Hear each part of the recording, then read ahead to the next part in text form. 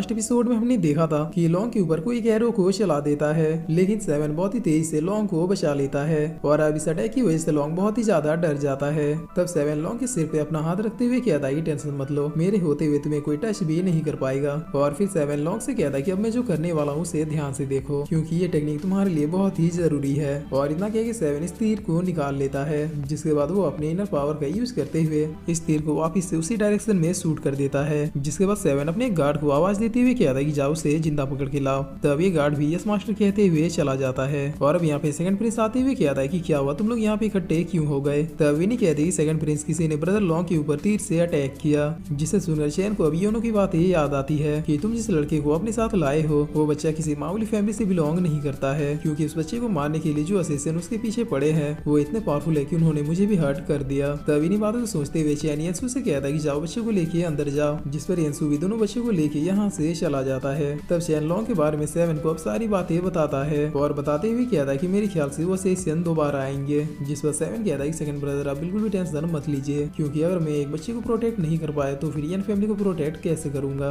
और अब ये गार्ड यहाँ पे आते हुए कहता है कि मास्टर आपने जिसके ऊपर एरो को शूट किया था वो ताओ फैमिली का एक शैडो असिस्टेंट था, जिसने पकड़े जाने के डर से पॉइजन लेके सुसाइड कर लिया। इसके अलावा ताओ फैमिली से रिलेटेड एक न्यूज और है कि उनकी सेना ने बॉर्डर पे मौजूद हमारी सेना के ऊपर अटैक कर दिया है, और चूंकि हमारे सैनिक कम है इसलिए वो बहुत ही बुरी तरीके से पिट रहे हैं। तब सेवन कहता है कि ठीक है मेरे घोड़े को रेडी करो, जिस पर चैन कहता है कि क्या तुम अकेले जा रहे हो। तब सेवन कहता है कि भाई अगर मैं जल्दी से जल्दी बॉर्डर पे नहीं पहुंचा तो फिर हमारी आर्मी का कॉन्फिडेंस बिल्कुल खत्म हो जाएगा, और इतने कम समय में सिर्फ मैं ही बॉर्डर तक पहुंच सकता हूँ। जिस पर अब इधर हम विनी को देखते हैं जो कि सेवन के जाने की वजह से बहुत ही ज्यादा अपसेट थे। तब यंसू कहता है टेंशन मतलब शाम तक हम लोग भी वहाँ पे पहुंच जाएंगे। जिस पर विनी कहती कि अगर बुरे प्रिंस को किसी ने हर्ट कर दिया तो। तब यंसू कहता है कि छोटी आलू तुम ये सब सोचना बंद कर दो, क्योंकि मेरा भाई सेवन आज तक किसी भी बैटल को नहीं हारा है, और ना ही बैटल फील्ड में कोई ऐसा वॉरियर उसके सामने टिका है जो कि उसे हर्ट कर सके। और अब सीन चेंज होता है और हमें बैटल फील्ड का सीन दिखाया जाता है, जहाँ पर यन फैमिली के सैनिकों का बहुत ही बुरा हाल हो रहा था, क्योंकि ताओ फैमिली के सैनिक यन फैमिली के सैनिकों से कहीं ज्यादा थे।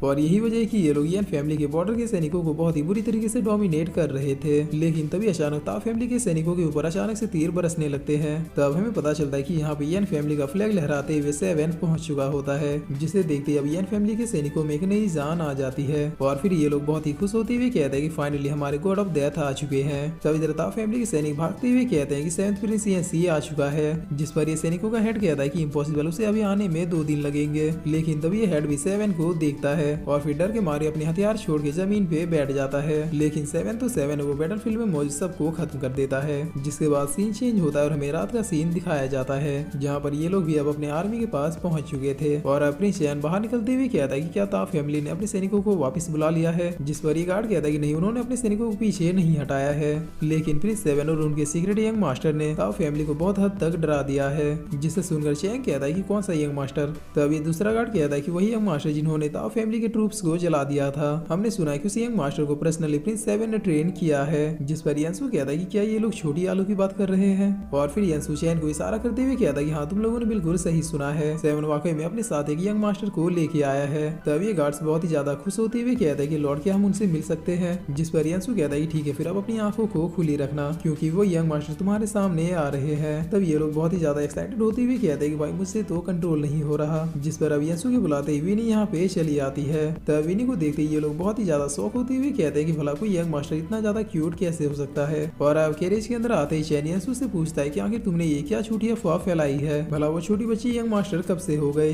तब यंसू कहता है कि भाई ये बैटल जीतने का एक तरीका है, हमें दुश्मनों के दिमाग में किसी तरह से बस डर को बनाए रखना है। इसलिए बस मैंने एक छोटा सा झूठ बोल के अपने सैनिकों की हिम्मत बढ़ा दी और ताओ फैमिली के सैनिकों में यंग मास्टर का डर बैठा दिया। जिस पर चैन कहता है कि वाह मेरे लाल, मैंने कभी सोचा नहीं था कि तुम भी इतने काम आओगे। तब यंसू कहता है कि भाई ये कॉम्प्लीमेंट था या फिर इंसल्ट। जिस पर अब यहाँ पे सेवन भी आ जाता है, जो अंदर आते इन दोनों से पूछता है कि मेरी मूंगफली कहाँ है। तब यंसू कहता है कि वो तुमसे बहुत ही ज्यादा गुस्सा है क्योंकि तुम उसे बिना बताए चले गए। जिस पर सेवन विनी के पास आते हुए कहता है कि क्या वो मूंगफली तुम इतनी ज्यादा गुस्से में क्यों हो। तब विनी सेवन को चारों तरफ से देखते हुए कहती है कि इतना सारा ब्लड, जरूर तुम बैटल में हर्ट हुए हो। जिस पर सेवन कहता है कि मूंगफली ये मेरा ब्लड नहीं है। तब विनी सेवन की बिना कोई बात सुने उसे खींचते हुए सीधे ले आके बिठा देती है और फिर सेवन से कहती है कि तुम चिंता मत करो, मैं तुम्हें बैंडेज कर दूंगी और तुम सुबह तक ठीक हो जाओगे। जिस पर सेवन कहता है कि लेकिन मुझे तो चोट आई ही नहीं है। तब विनी कहती है कि चुप हो जाओ, क्योंकि सेकंड प्रिंस ने मुझसे कहा है कि इलाज के वक्त कुछ भी नहीं बोलना चाहिए। और अब थोड़ी देर के बाद विनी बैंडेज को काटते हुए कहती है कि फाइनली ये हो गया। और फिर विनी सेवन से पूछती है कि बुरे प्रिंस के अब तुम अच्छा फील कर रहे हो, जिस पर सेवन भी बहुत ही प्यार से यस कहता है। जिसके बाद प्रिंस चैन घायल हुए सैनिकों का इलाज करने के लिए जाता है और यहाँ पे इतने सारे सैनिकों को देखते हुए कहता है कि आखिर हमारे कितने सैनिक घायल हुए हैं। तब ये आदमी बताता है कि हमारे 3000 से भी ज्यादा सैनिकों को बहुत ही सीरियस इंजरी आई है और बाकी जो बचे उन्हें छोटे मोटे या फिर मीडियम इंजरी आई है। जिस पर अब इतने सारे लोगों को इतने सीरियस कंडीशन में देखते हुए चैन कहता है कि मैं अकेले ये सब नहीं कर पाऊंगा, मुझे इन सब का ट्रीटमेंट करने के लिए किसी की हेल्प चाहिए। और अपनी चैन को योनो की बात याद आती है कि उसने उससे कहा था कि अगर तुम्हें कभी भी मेरी हेल्प की जरूरत हो तो फिर सीक्रेट कोड को जोर जोर से 2 बार चिल्ला देना। जिस पर चैन अब यहाँ से जाते हुए कहता है कि मैं बस तुरंत ही आ रहा हूँ। जिसके बाद चैन एक पेड़ के पास आके बहुत ही जोर जोर से चिल्लाते हुए कहता है कि मैं एक बहुत ही बड़ा गधा हूँ। तब योनो तुरंत ही यहाँ पे प्रकट हो जाता है और फिर योनो चैन से कहता है कि आखिर तुम्हें मेरी हेल्प की जरूरत पड़ ही गई। जिस पर चैन कहता है कि बकवास बंद करो, चुपचाप मेरी हेल्प करो। और अब सीन चेंज होता है और इधर हम दा फैमिली के ट्रूप्स को देखते हैं जहाँ पर ये लोग सेवन के बारे में डिस्कशन कर रहे थे और करते हुए कह रहे थे कि बस एक बार वो कमीना किसी तरह से मारा जाए, जिसके बाद यन फैमिली को हमसे कोई भी नहीं बचा सकता। तब ये दूसरा जनरल कहता है कि सर हमारे पास अभी भी यन फैमिली के काफी सैनिक हैं जिसे हमने बैटल के दौरान कैद कर लिया था, इसीलिए हम उन्हें आगे करके सेवन से अपनी बात मनवा सकते हैं। जिस पर तभी भी फैमिली की प्रिंसेस कहती है कि तुम लोग मत भूलो कि तुम्हारे सैनिक भी कैद है, इसीलिए अगर तुम लोगों को सेवन को मारना है तो फिर सबसे पहले सेवन की कमजोरी को पकड़ो। तब ये जनरल कहता है कि प्रिंसेस मेरे ख्याल से आपके पास कोई बेस्ट आइडिया है।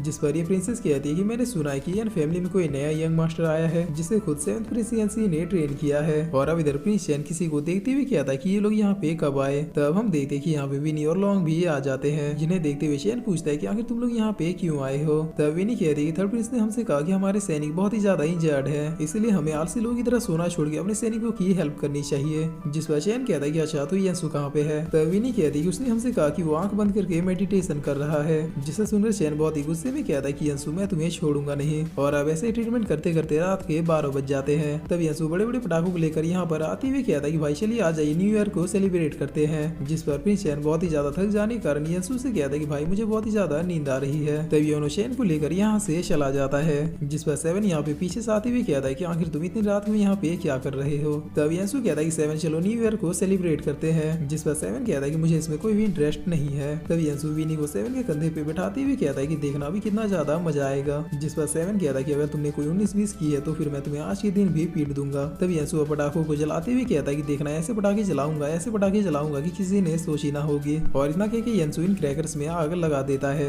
जिसकी वजह से ये क्रैकर सब आसमान में जाके फटने लगते हैं। और ये सीन वाकई में बहुत ही ज्यादा खूबसूरत था। तब इधर प्रिंस लाविनाथ इस बाजियों को देखते हुए कहता है कि आखिर यंसु किसको मैसेज भेज रहा है, क्योंकि इस तरह से पटाखे वो तब फोड़ता है जब उसे किसी खास इन्फॉर्मेशन की जरूरत होती है। और फिर इसी के साथ ये एपिसोड यहीं पे खत्म होता है।